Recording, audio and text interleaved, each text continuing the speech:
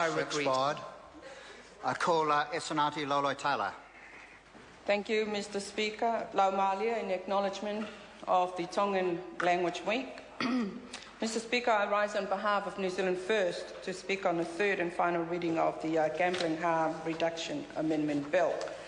First of all, Mr. Flavel, in his opening statement, said that the bill has been through an enormous journey. Well, of course it's been through an enormous journey. It's been defeated of its original good intentions. The proposed changes to the Gambling Act that were originally contained in this bill had good intentions. Sadly, those good intentions quickly changed due to the pressure by the government in order to accommodate their Sky City Casino selfish deal. So a deal that ignores all ordinary New Zealanders while favouring their election campaign sponsors. The bill lacks a sense of direction in terms of implementation. And the author of the bill is selling an idea.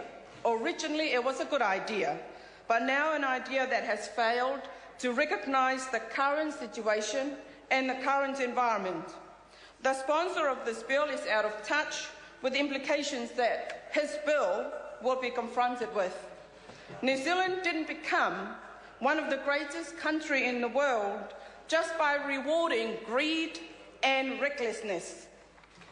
We didn't come this far by letting the special interest run wild. We didn't do it just by gambling and chasing paper profits on Sky City deal or the Chinese Southern Airlines. This country of ours was built by making things. This country of ours was built by producing goods we could sell. New Zealand First takes problems of gambling seriously, and we do not want to downplay the serious harm it could cause.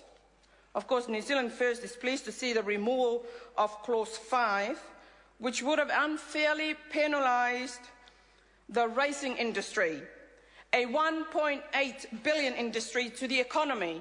And can I say to Denise Roach, she needs to know that it brings in 160 million of exports, and members of parliament would do well to improve their understanding of this economy and how it works. Right Honourable Winston Peters was right in saying that only 6% of poker money was racing taking, while the rest goes into the underpants-wearing society of rim-wearer that does not support the racing industry. Gambling, including pokers, is a social hazard which disrupts people's lives. It is also a contributing factor to some fraud cases, poverty, unemployment, domestic violence, serious crime, and the list goes on because I get to see it a lot in South Auckland. The prison is also filling up with many of those with gambling, addiction, and this bill does nothing to address those issues. Gambling addiction, the sure way of getting nothing for something. Get the picture? After all, it used to be about doing something, but on that side of the house, nowadays, it is about being somebody. New Zealand First is not insinuating that gambling shouldn't be addressed or that it is not a serious issue. No. Our concerns lie in the potentially problematic nature in which this bill will be implemented.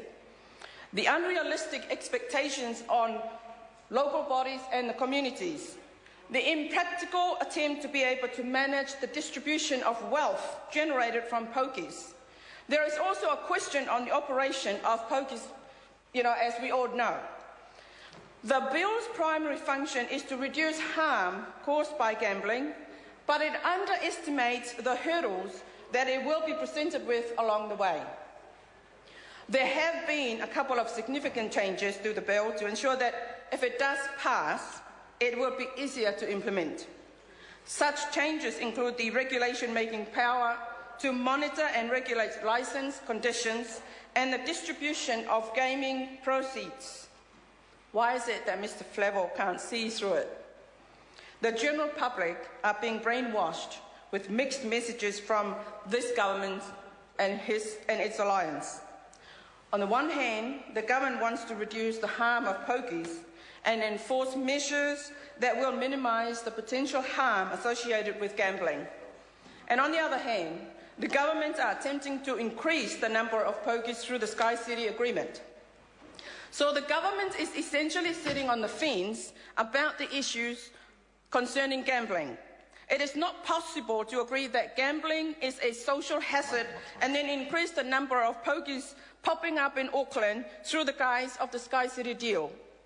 It was revealed this week that the Ministry of Health has given a directive to organisations holding health contracts to not give evidence to the Commerce Committee regarding the Sky City Convention Centre deal.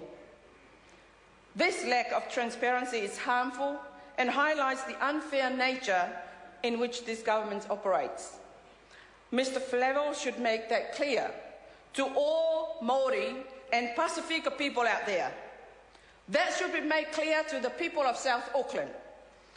This is turning into dirty politics where persuasive sources are being silenced to ensure that this government are not confronted with any hurdles or delays to their Sky City deal. Indeed, it is the case with gambling right now under the national government. It's the only way for them to ensure that China Southern Airlines can make the connection sooner, using Sky City deal as a despicable excuse. Problems with gambling is an issue, and New Zealand First has raised severe concerns over this. There is no doubt that gambling disproportionately affects Māori, Pasifika and low socioeconomic areas. There is no doubt that gambling ruins relationships and fosters criminal activity. There's doubt in this bill having any serious or significant impact on problems associated with gambling in New Zealand. The government wants more pokies through the Sky City deal. The proposed changes to the Principal Act will only create more bureaucracy and more conflicting interests. If the member, and I say this once again, if the member wants to reduce the harm caused by problem gambling, then he should listen to what the Salvation Army and community groups are saying instead of misguided directions from the national government. Now, we know that some would say that there is no gambling like politics. There is no gambling like politics. But, Mr. Speaker, I believe William Corbett put it perfectly when he said, another great evil arising from this desire to be thought rich, or rather from the desire not to be thought poor, is the destructive thing which has been honoured by the name of speculation, but which ought to be called gambling. This bill achieves nothing better, and this is why we are unable to support it in its final and third reading. Thank you, Mr. Speaker. Thank you, Mr. Speaker, for the opportunity to speak on the third reading of the